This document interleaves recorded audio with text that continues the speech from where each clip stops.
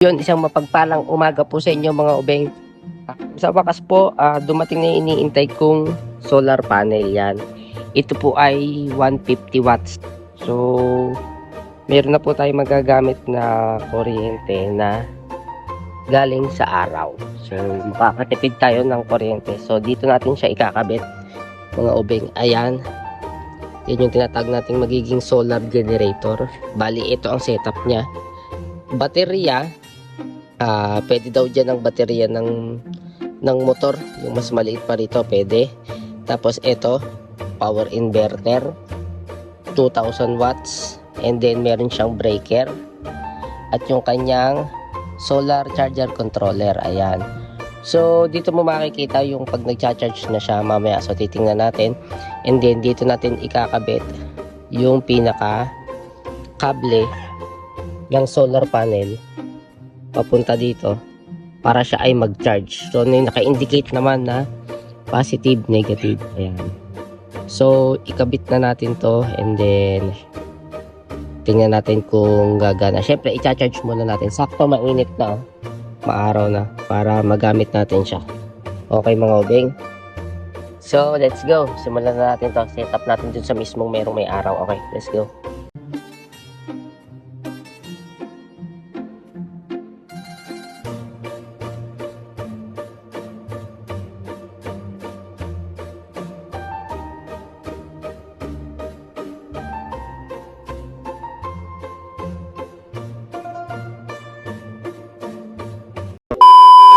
Mga ubeng, ayan, i-set up na natin yung solar. Kaso maiksi pa kasi yung kable.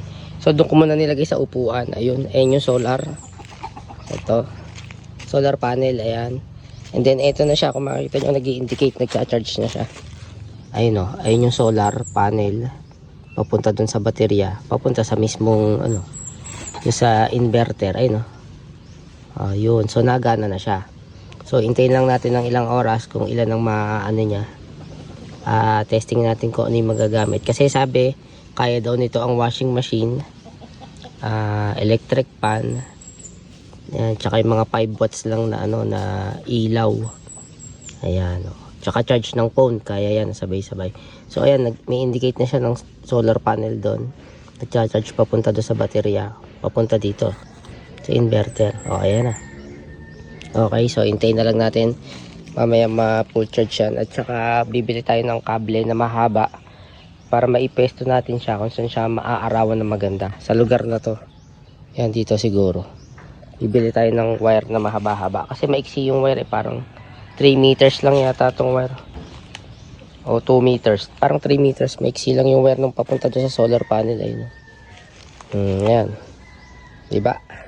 Ayos, may solar na tayong makakatipid na sa kuryente. Ayan o. Alright. 4 hours later.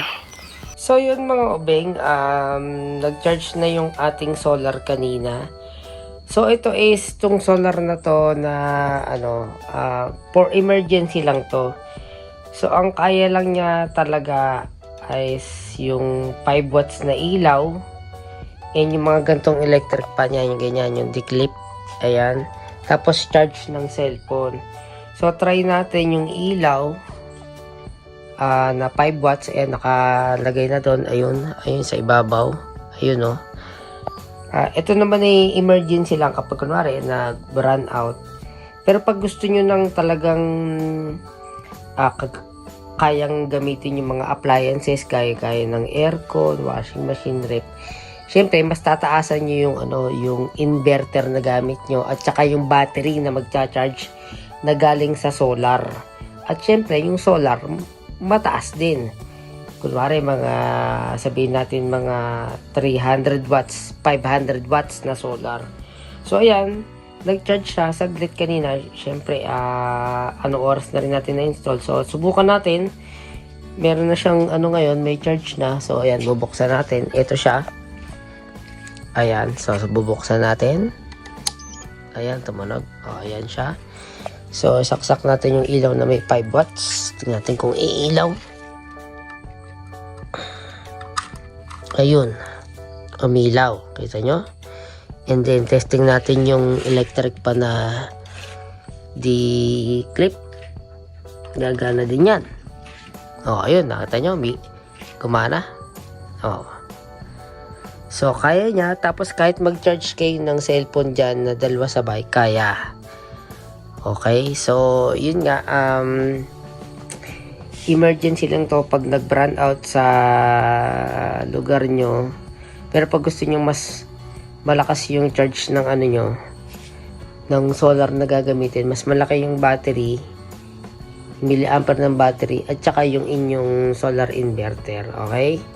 So, yun lang. Itong shinare ko is emergency ano lang. Pag yung nag-brand out, yun nga, pag gusto nyong gumamit ng kayang gamitin yung aircon, rep, washing machine, mas malaki yung gagamitin nyo na ano, na solar panel, at saka inverter, at saka yung baterya para tipid kayo sa kuryente. Ito, kumbaga pag na-brand out lang, yan, kagaya nyan, no?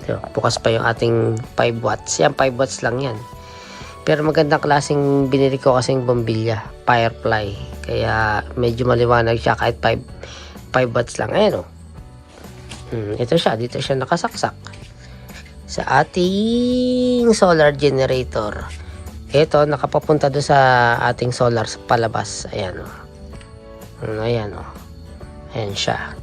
So, yun mga obeng, ano lang, na-share ko lang na baka akala nung iba, ay, kaya ba niya ng ano, ang rep, ang TV, ang washing machine, kaya naman, basta depende kayo kung gaano kataas yung gagamitin yung, yan, kunwari yung inverter, at lalo yung battery, at saka yung solar panel na magcha-charge ng inyong gagawing solar generator. So, ito, kaya niya ng 5 watts na yan nga, ilaw, at saka yung clip pan, at saka charge ng cellphone, kayang-kaya niya.